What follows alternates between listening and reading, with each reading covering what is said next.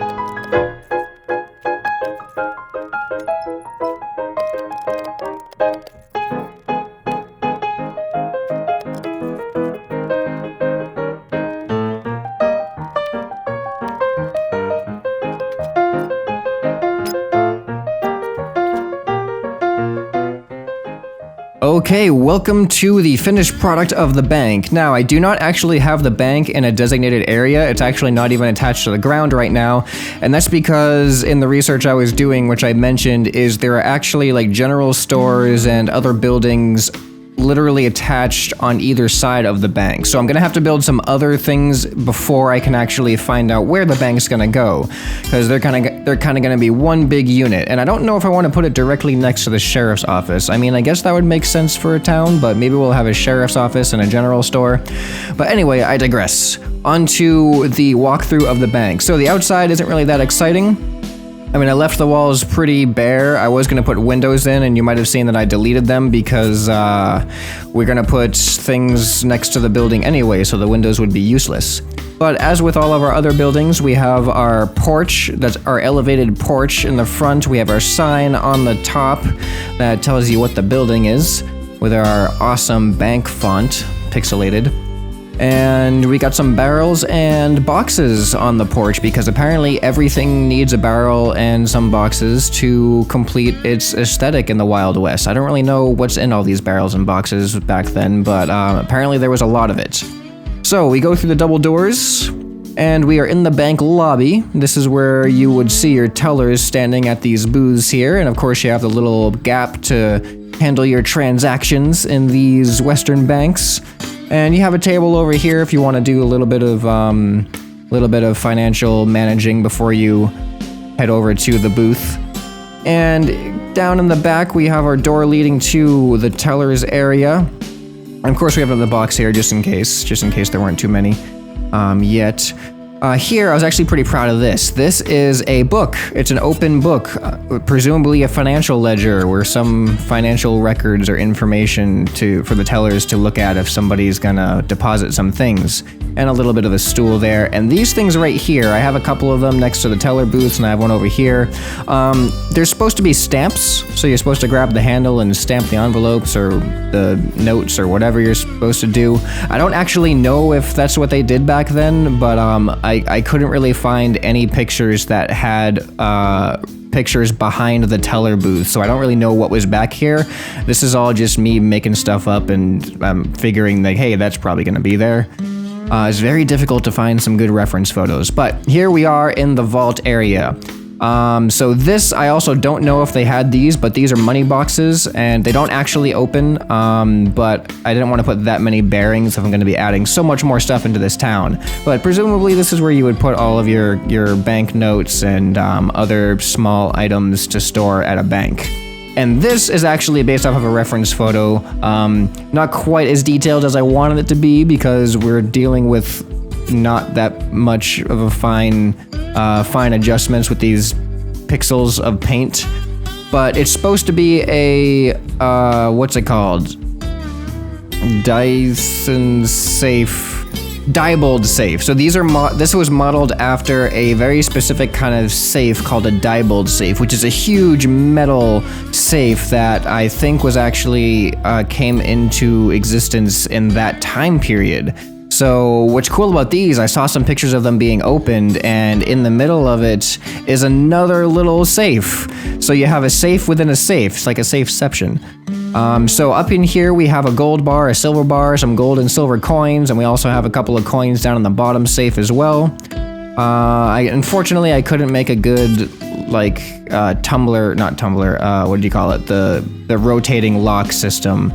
I wanted to use something round, but there wasn't just anything good I can think of, and especially if I wanted to actually open the door, I wanted the switch to be on the safe door, so I decided to put the switch right in the middle where the combination lock would have been.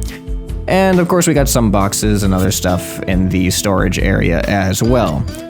So I think that pretty much wraps up the bank tour. Let me know what you guys thought of the bank. Let me know if there's anything I missed, anything that I should add to this. Because I don't really know if I'm missing anything. I was kind of making a lot of this stuff up. and trying to figure out what they had during that time period. But I hope you guys did enjoy this. If you haven't seen the previous episodes, we also have a sheriff's office with some pretty good detail on the inside, and probably the most detailed build is the Western Saloon. So I'll leave some links in the description for those if you have not seen that. And let me know what you guys want to see next in the Western Ghost Town. I'm leaning towards a general store because apparently general stores were next to the banks as well.